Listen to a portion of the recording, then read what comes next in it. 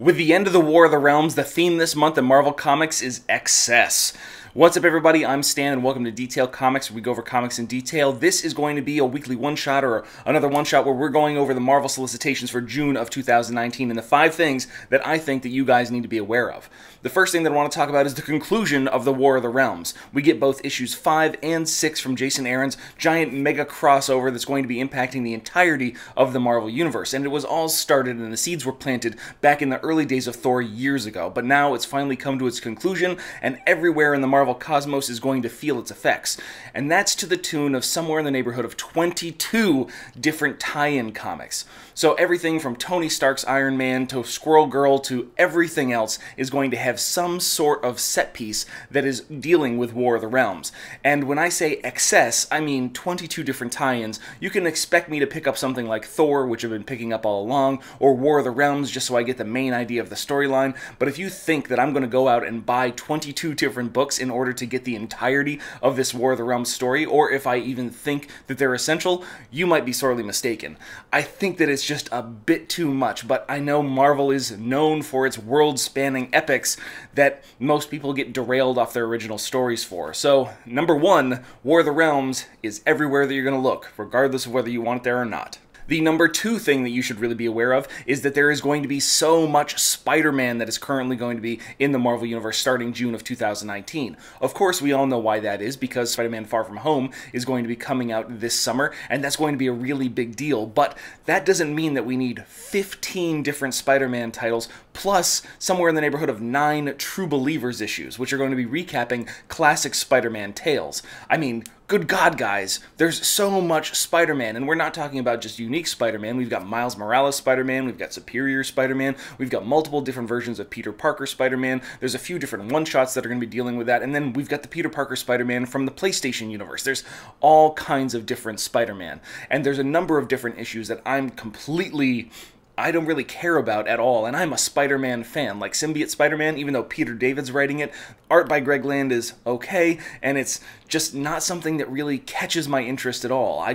I know that Marvel's trying to put their best foot forward when it comes to their current comic characters, but when it deals with the MCU tie-ins, it just becomes excessive. However, when we go to number 3, the number 3 thing you guys need to know about is there are some classic creators coming back to Marvel Comics. So we've got Peter David and Dale Keown, who are going to be on The Incredible Hulk Last Call number 1, a 40-page one-shot which is going to be dealing with, well, Peter David's version of the Hulk.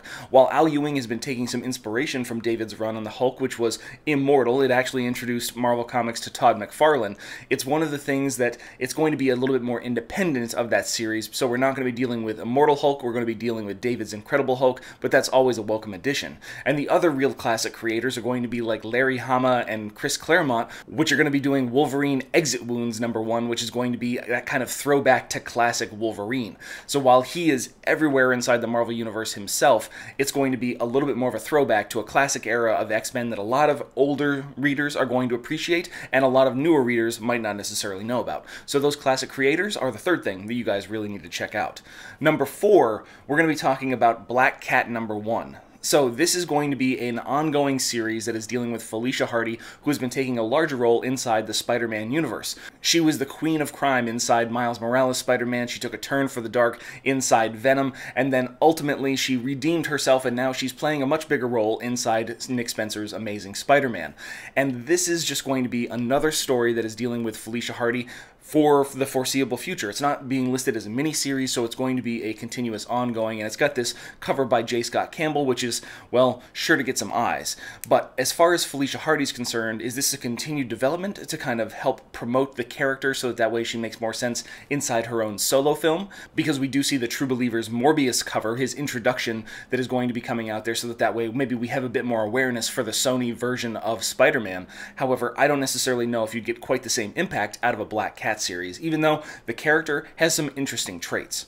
But the last thing, number 5, the number 5 thing that you need to know about is that chaos is going cosmic inside Silver Surfer Black number 1. So this is written by Donny Cates with art by Tradd Moore from the Luther Strode series, and overall it is going to be an absolutely crazy version of Silver Surfer. After these characters inside Guardians of the Galaxy number 1 got sucked into a black hole, this is going to be the story of how they make their way back to the main Marvel Universe, and Donny Cates has kind of taken over the role of the current cosmic kind of aggregator and storyteller inside the Marvel Universe. Even though Guardians of the Galaxy Annual #1 also comes out in June of 2019, and that is going to be dealing with Al Ewing and others that have dealt a little bit more with that Marvel cosmic landscape, Donny Cates has taken a firm hold on what kind of crazy we can expect from the cosmic universe, and I am really on board with that. But I want to know what you guys are looking forward to in June of 2019. Is there something that I missed or something that you really want me to check out when it actually comes out? Hit me up in the comments down below and we can start that conversation. As always, if you like what you see, hit the like button. Don't forget to subscribe to get more news, reviews, and commentary on comic books and more.